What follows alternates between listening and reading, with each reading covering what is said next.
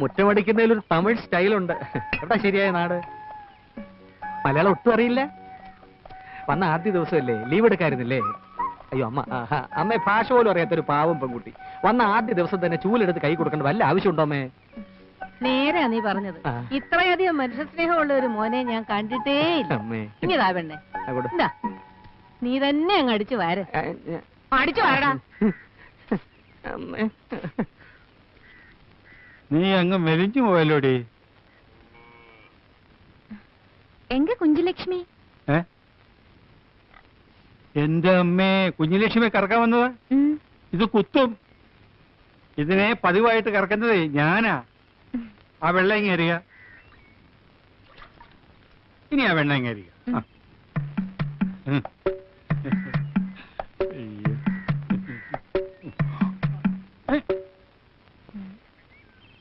ഈ കുഞ്ഞുലക്ഷ്മി ഇത്തിരി കുഴപ്പക്കാരിയാ. ഭാഷ മാറി കറന്നാൽ അവൾക്ക് ഇഷ്ടപ്പെട്ടെന്ന് വരില്ല. ആ അവിടെ നിൽക്കേ. ഞാൻ ഇവിടുത്തെ കാര്യത്ത്, നിങ്ങൾ ഇവിടുത്തെ കാര്യത്ത്. നമ്മൾ ഒരുമിച്ചൊരു പശുവിനെ കറന്നെന്ന് വിചാരിച്ചേ ആരും ഒന്നും പറയാൻ പോകുന്നില്ല, ഒന്നും സംഭവിക്കാൻ പോകുന്നില്ല. ഇതാ കറന്നൂടെ?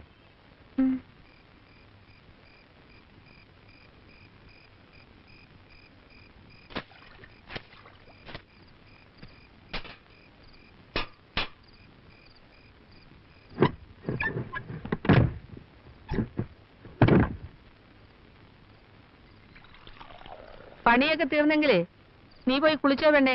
അപ്പുറത്ത് കുളമുണ്ട്.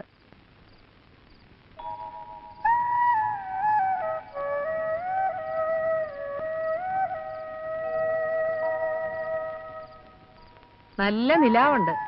പേടിക്കാതെ കുളത്തിലേക്ക് ചെന്നോളൂ. സ്ത്രീകൾ കുളിക്കുന്ന കുള. അധികം ആഴമില്ല. നീന്താൻ അറിയോ? നീന്താൻ.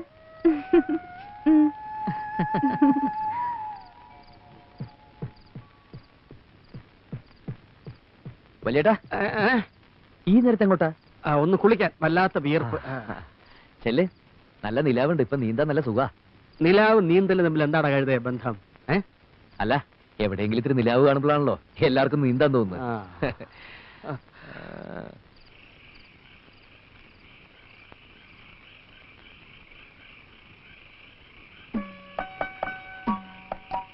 പവിഴം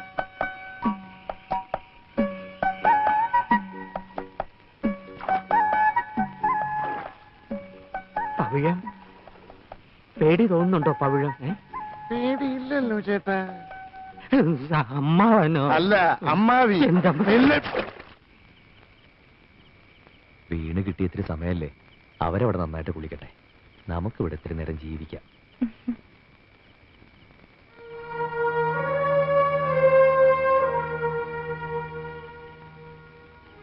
നീ ശരിക്കും ഇവിടുത്തെ വേലക്കാരിയായി മാറി അല്ലടി? இல்லைங்க, எனக்கு எந்த கஷ்டமும் இல்லை. உங்க அம்மா ரொம்ப நல்லவங்க. என்னால் இந்த குடும்பத்துக்கு எந்த பிரச்சனையும் வராது. கொஞ்ச நாளைக்கு இப்படின்னு தானே சொன்னீங்க. அதுக்கப்புறம் எல்லாம் சரியாயிரும்ல? ശരിയാവും, ശരിയാക്കണം. விடுங்க, சாந்தி முகூர்த்தத்துக்கு முன்னால இதெல்லாம் வேண்டாங்க. അത് അവിടെ. ഇവിടെ എല്ലാം സ്നേഹമാ. സ്നേഹിക്കാൻ ഒരു മുഹൂർത്തം വേണം.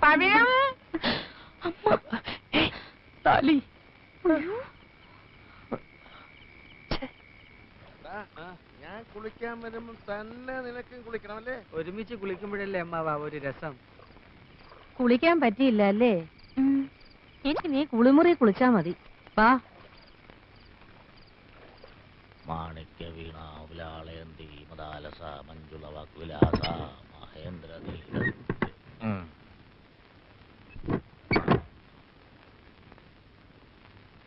മച്ചമ്പിയും പിള്ളേരും ഉറങ്ങിയോടി? ആ, മൂത്ത മോനും മച്ചമ്പി ഇപ്പോഴും കുളത്തിലുണ്ട്. എന്താ, നിങ്ങൾക്കൂടെ പോണോന്നുണ്ടോ? അവളുടെ പേരെന്താന്നാ പറഞ്ഞേ? ആരുടെ? ആ തമിഴത്തി പെണ്ണിന്റെ. പവിഴം. നിന്റെ പേരെന്താന്നാ പറഞ്ഞേ? എന്റെ പേര് ഇതുവരെ ആയിട്ടും കേട്ടിട്ടില്ലേ? അല്ല, എന്നാലും പറ, നിന്റെ പേരെന്തുവാടി? ബാനു. ഭാനുമതി. അങ്ങനെ നോക്കുമ്പം പവിഴോ എന്ന് പറയുന്നത് അല്പം വില പിടിച്ച പേരല്ലേ? അതെ, ആ കുട്ടിയുടെ ഇച്ചിരി വില പിടിച്ച പേരാ. എന്റെ പേരിന് ഇത്തിരി വില കുറവാ. നാളെ തന്നെ അവളെ ഇവിടുന്ന് പറഞ്ഞു വിടണോ? വയസ്സുകാലത്ത് ഓരോരോ ഇളക്കങ്ങള്.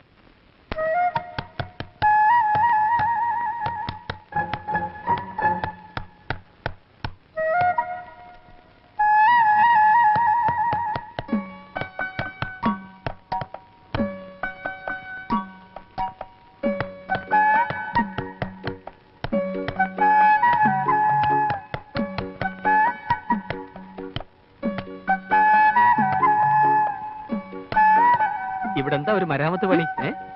ഇങ്ങനെ ഞാൻ തറയ്ക്കാം. പവിഴം ഇനി അയ്യോ, അവൾക്കൊരു ആണിയടിക്കാൻ നീ എന്തിനാ ജയകൃഷ്ണ കഷ്ടപ്പെടുന്നത്? ആരെയും കാണാഞ്ഞിട്ട് എന്നെ ഒന്ന് വിളിച്ചോണ്ടാ ഞാൻ ഇങ്ങോട്ട് പോന്നു. അല്ലേ പവിഴം? അമ്മാൻ പോയി കിടന്ന് ഉറങ്ങ്. മാണികത, നീ പോടാ.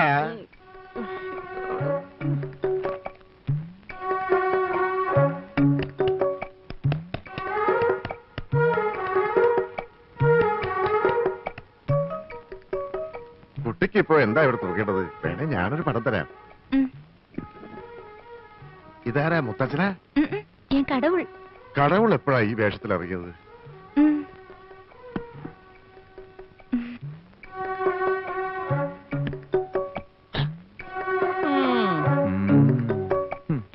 കുട്ടിക്ക് ഇനിയും വല്ല ആണി അടിക്കണമെങ്കിൽ എന്നോട് പറഞ്ഞാൽ മതി കേട്ടോ. പെങ്ങളെന്താ ഇവിടെ? അത് ഞാൻ ആണിയുടെ അകത്തുനിന്ന് തുറക്കാവുന്ന വാതിലുകളായല്ല. ആ സമയത്ത് ആണുങ്ങളെ ഇതിനകത്ത് കണ്ടാൽ അത് നീ തുറന്നു കൊടുത്തിട്ടാണെന്നേ ഞാൻ പറയൂ. 5-6 ആണുങ്ങളുള്ള വീടാ. പേര് ദോഷം കേൾപ്പിക്കരുത്. ഭാഷ തമിഴായാലും ശരി, തെലുങ്കായാലും ശരി, കാര്യം മനസ്സിലാക്കാൻ ഒരു പെണ്ണിന് ഭാഷയൊന്നും ആവശ്യമില്ല. ഞാൻ പറയുന്നത് മനസ്സിലാക്കിക്കണം.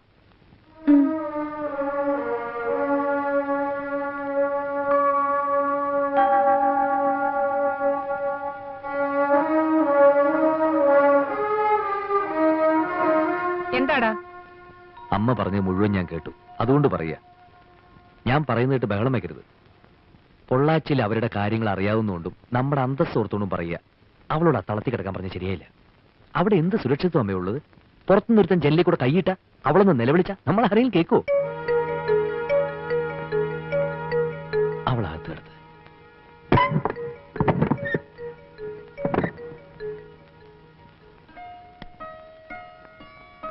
ഇനി നീ ഇതിനകത്ത് കിടന്നു. ആ, കുട്ടിയുടെ മുത്തച്ഛന്റെ പടമേ ഇതിനകത്ത് തൂക്കിക്കോളൂ.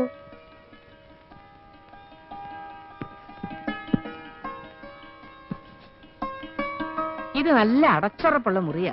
പണ്ടങ്ങാണ്ട് അരിയുടെ അച്ഛന്റെ ബന്ധത്തിൽ ആരോ ഇതിനകത്ത് ഒരു കാരണവുമില്ലാതെ തൂങ്ങിച്ചെത്തിട്ടുണ്ട്. അങ്ങനെ കൊണ്ട് ഒരു കുഴപ്പം ഉണ്ടാവില്ല. പേടിയുണ്ടോ? ഉണ്ടെങ്കിൽ പറ. കൂട്ടിന് ആരെങ്കിലും വേണോ? ഞാൻ വന്ന് കിടക്കാം.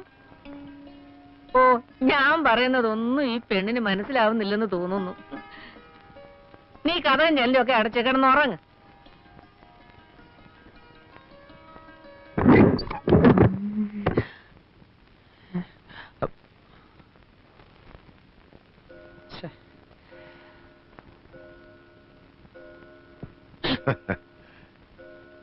നീ അവക്കൊരു താമസം ശരിയാക്കി കൊടുത്തുവല്ലേ? നന്നായി. നിന്റെ എന്റെയൊക്കെ മനസ്സ് ശുദ്ധ. അതുകൊണ്ടാ നമുക്കൊക്കെ ഇങ്ങനെ തോന്നുന്നത്. നന്നായടാ. ഞാൻ മനസ്സിൽ കണ്ടത് തന്നെയാ നീ ചെയ്തത്. ഇപ്പോ അകത്തൊരു കുളിരുണ്ട്. ഇനി ഭക്ഷണവും കൂടി അവിടെ കൈകൊണ്ടാകുമ്പോ ഉറക്കം കൂടി ശരിയാകും. പവിഴം അടുക്കളയിൽ കയറേണ്ടെന്നാ പെങ്ങള് പറഞ്ഞത്. ഭക്ഷണം നമുക്കിപ്പോഴും ഒരു പ്രശ്നമാണ്. അതെ. ഉറങ്ങണില്ലേ? ഉണ്ട്.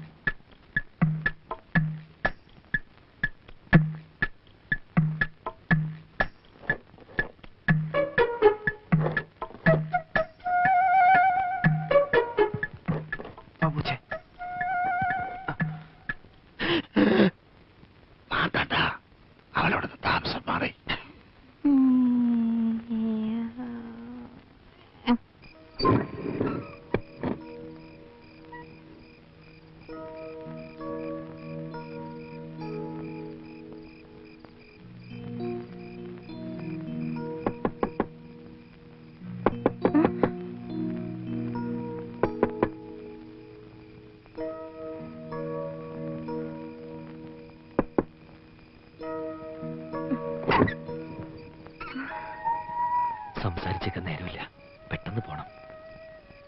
ആരൊക്കെയാണ് പിന്നിലുള്ളതെന്ന് പോലും എനിക്കറിയില്ല. പിടിച്ചു പോയാൽ ആ കുഴപ്പമാവും.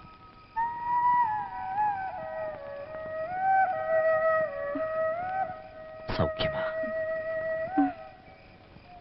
എന്തു വന്നാലും ഉറങ്ങുന്നതിന് മുമ്പ് നിന്നെ വന്നൊന്ന് കാണണം എന്നുള്ള വാശിയിലായിരുന്നു. അത് സാധിച്ചല്ലോ. കിടന്നോളൂ. ഞാനങ്ങ് ഗൾഫിലാണെന്ന് വിചാരിച്ചാൽ മതി. സമയം കിട്ടുമ്പോ ഇങ്ങനെയൊക്കെ ഒന്ന് കാണാം.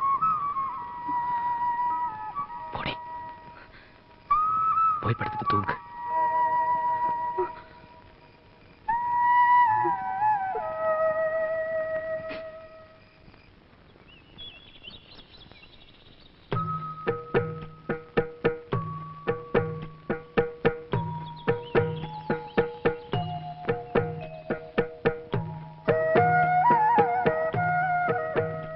ഇവിടെ ഓണത്തിന് മുറ്റത്ത് പൂവിടുന്ന പതിവുണ്ട്.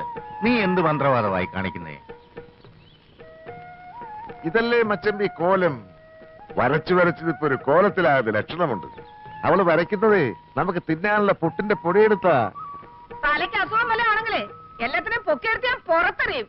മനുഷ്യർ തിന്നാനുള്ള സാധനം എടുത്താണ് അവിടെ മുറ്റത്ത് വരച്ചു കളിക്കുന്നത്. കേറി പൊടിയകത്ത്.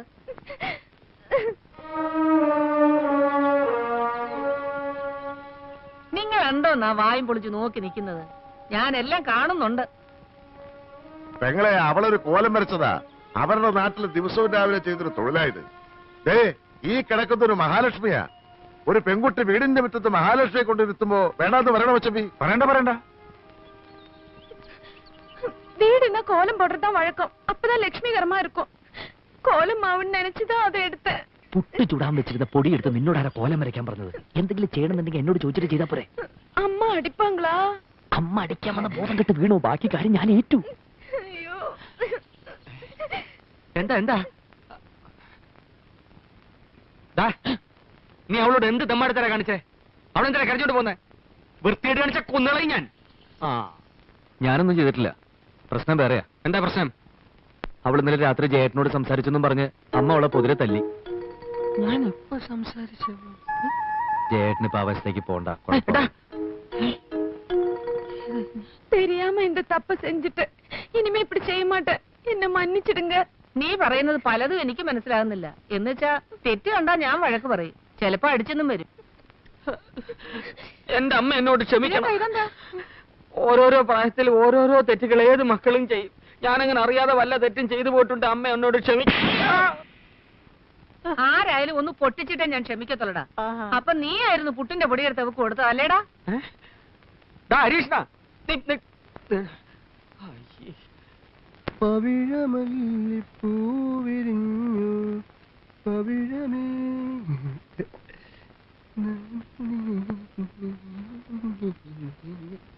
ഹായ്, ഇന്ന് നല്ല സ്റ്റൈലിലാണല്ലോ. എന്താണെന്നറിയില്ല, ഇപ്പോ എല്ലാവരുടെയും മുഖത്ത് നല്ല തെളിച്ചമുണ്ട്. പാലെങ്ങനെയുണ്ട്? പാലിപ്പോഴും പണ്ടത്തെ പോലെ തന്നെ ഏട്ടാ, വെളുത്തിട്ട്. അത് തന്നെ ഞാനും ചോദിച്ചത്. ശമ്പളം കൊടുക്കുന്നുണ്ടെങ്കിലേ അത് ഞാൻ കൂടി അധ്വാനിച്ചുണ്ടാക്കി കാശാ. ചോദിച്ചാൽ ഉത്തരം പറയണം. അങ്ങനെ അങ്ങ് ദത്തെടുക്കല്ലേ. അങ്ങനെ ഉത്തരം കിട്ടണമെങ്കിലേ അവളോട് തമിഴിൽ ചോദിക്കണം. അല്ലെങ്കിൽ അവള് കരുതും വല്ല മന്ദബുദ്ധിക്കാരനുമാണെന്ന്. അതിന്റെ നാണക്കടേ എനിക്കും കൂടാ.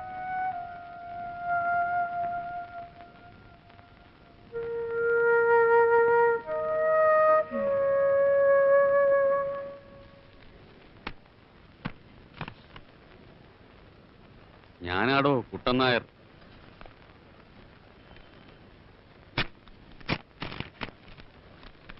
മരുമകൻ അറിയുവാൻ കൗണ്ടർ കുട്ടൻ നായർ എഴുതുന്നത്. അവിടെ പരമാനന്ദമാണെന്ന് പറഞ്ഞ് പവിഴം എഴുതിയ കത്തുമായി പെരിയ കൗണ്ടർ എന്നെ കാണാൻ വന്നിരുന്നു. താൻ ജീവനോടുണ്ടെന്നും തനിക്ക് സുഖമാണെന്നും ആ കത്തിലൂടെ ഞാൻ മനസ്സിലാക്കി. ഇന്ന് തീയതി 15. അടുത്ത 19-ന് രേവതി നക്ഷത്രത്തിലാണ് തന്റെ ശാന്തി മുഹൂർത്തം. ഓർമ്മയുണ്ടോ? ഇന്ന് എത്ര രമ തീയതി? ഇന്ന് 19 അല്ലേ? ഇന്നെന്റെ ശാന്തി മുഹൂർത്ത. ശാന്തി മുഹൂർത്തോ? അതെന്താ സാറേ? അതൊരു ഭയങ്കര മുഹൂർത്ത. സകലതും തവിട് പൊടിയാക്കുന്നൊരു മുഹൂർത്തം.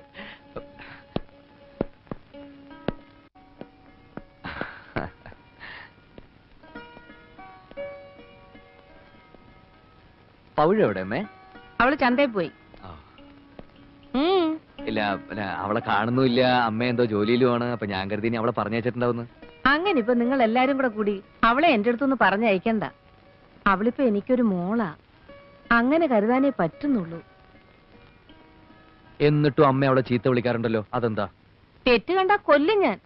മോളാണെന്ന് കരുതിയാലേ ഇച്ചിരി സ്വാതന്ത്ര്യത്തോട് കൊല്ലാമല്ലോ, അതുകൊണ്ടാ. നിനക്ക് നല്ല വിഷമമുണ്ടെന്ന് എനിക്കറിയാം. ഇങ്ങനെ ഒരു ത്രിശങ്ക സ്വർഗത്തിലായിരിക്കും നമ്മുടെ വിവാഹ ജീവിതം എന്ന് നീ കൊണ്ടുവന്ന കുതിരവണ്ടിയിൽ അന്ന് കയറിയിരുന്നപ്പോ ഒരിക്കലും ഞാൻ ഓർത്തിരുന്നില്ല മോളെ. ചിലപ്പോ തോന്നും സത്യം എല്ലാവരോടും ഒന്ന് തുറന്നു പറഞ്ഞാലോന്നും. പിന്നീടുണ്ടാകുന്ന ഭൂകമ്പം ഓർക്കുമ്പോ തൂങ്ങിച്ച തലന്നൂരെ തോന്നും. ജയണ്ണനിക്ക് എങ്കിട്ട ഇപ്പൊ കാതൽ ഏട്ടനാണെന്നൊന്നും ഞാൻ ഓർക്കൂല, കൊല്ലും ഞാൻ അവനെ.